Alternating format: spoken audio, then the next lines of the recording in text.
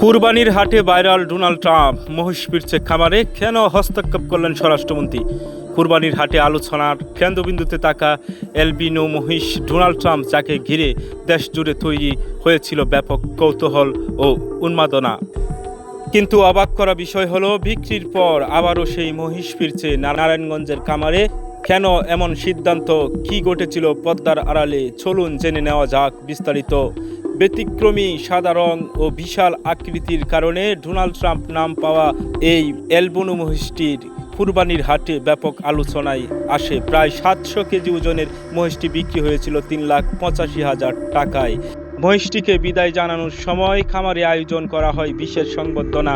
লাল গালিচা বিছিয়ে, ফুল দিয়ে এবং উৎসুক মানুষের উপস্থিতিতে মহিষটিকে নতুন মালিকের কাছে তুলে দেওয়া হয়। শুধু দেশেই নয়, আন্তর্জাতিক গণমাধ্যম রয়টার্সও বিভিন্ন গণমাধ্যমে জায়গা করে নেয় ডোনাল্ড ট্রাম্প। সামাজিক যোগাযোগ মাধ্যমে মহিষটির ছবি ও ভিডিও ভাইরাল হয়ে পড়ে। তবে গণমাধ্যম সূত্রে জানা গেছে, মহিষটিকে ঘিরে সম্ভাব্য বিশৃঙ্খলা ও নিরাপত্তা ঝুঁকির আশঙ্কা তৈরি হয়। এই পরিপ্রেক্ষিতে স্বরাষ্ট্রমন্ত্রী সালাউদ্দিন আহমেদের হস্তক্ষেপে ক্রেতাকে টাকা ফেরত দিয়ে মহিষটি আবার নারায়ণগঞ্জ খামারে ফিরিয়ে নেওয়া হয়।